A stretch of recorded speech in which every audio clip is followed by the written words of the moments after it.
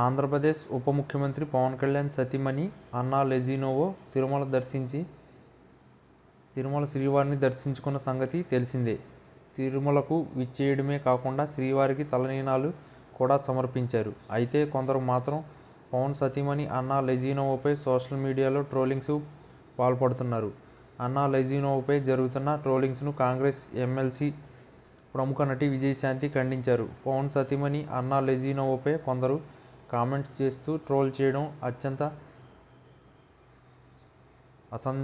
అసమంజసమని పేర్కొన్నారు.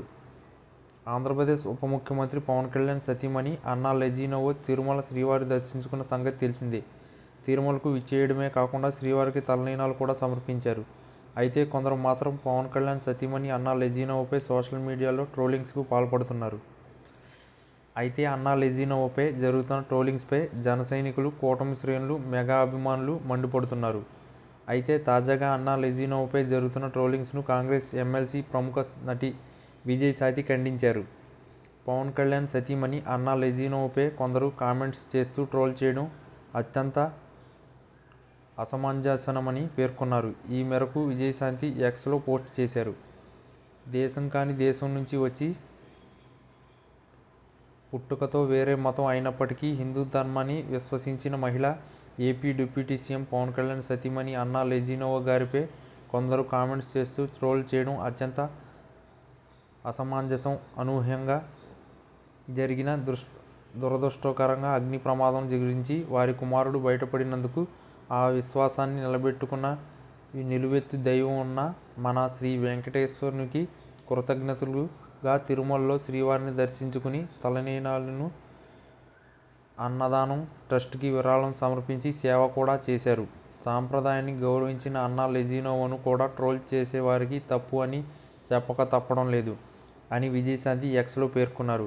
ఇక ఇటీవల సింగపూర్లో జరిగిన అగ్ని ప్రమాదంలో తమ కుమారుడు మార్క్ శంకర్ సురక్షితంగా బయటపడడంతో తిరుమల శ్రీవారి దర్శించుకోవాలని అన్నా లెజినోవా నిర్ణయించుకున్నారు. ఈ క్రమంలోనే ఇండియాకు వచ్చిన వెంటనే తిరుమలకు వచ్చారు అన్నా లెజినోవా. ఆదివారం సాయంత్రం రేణిగుంట విమానాశ్రయంలో చేరుకున్నారు. అక్కడి నుంచి రోడ్డు మార్గంలో తిరుమలకు చేరుకున్నారు. తిరుమలకు చేరుకున్న అన్నా లెజినోవా అన్ని మతస్థురాలు కావడంతో గాయత్రి సన్నిధానంలో టీడీపీ ఉద్యోగుల సమక్షంలో డిక్లరేషన్ పత్రంపై సంతకం చేశారు.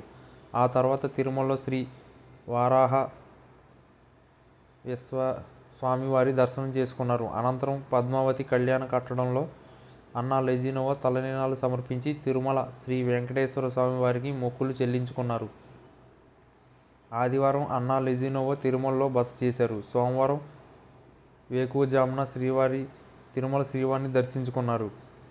తిరుమల శ్రీవారి దర్శనానికి వచ్చిన అన్నా లెజినోవాకు వైకుంఠ క్యూ క్యాంప్ వద్ద టీడీపీ అధికారులు స్వాగతం పలికారు. అనంతరం అన్నా లెజినోవా సోమవారం వేకువజామున శ్రీవారి సుప్రభాత సేవలో పాల్గొన్నారు. తిరుమల శ్రీవారిని దర్శించుకున్నారు. శ్రీవారి దర్శన అనంతరం రంగనాయకుల మండలంలో వేద పండితుల వేదాశీర్వచనం చేశారు. ఆలయ అధికారులు ఆమెకు శ్రీవారి తీర్థప్రసాదాలను అందజేశారు. శ్రీవారి ఆలయం నుంచి బయటకు వచ్చిన తర్వాత అన్నా లెజినోవా అఖిలాండ వద్దకు చేరుకుని కొబ్బరికాయలు కొట్టే మొక్కులు తీర్చుకున్నారు.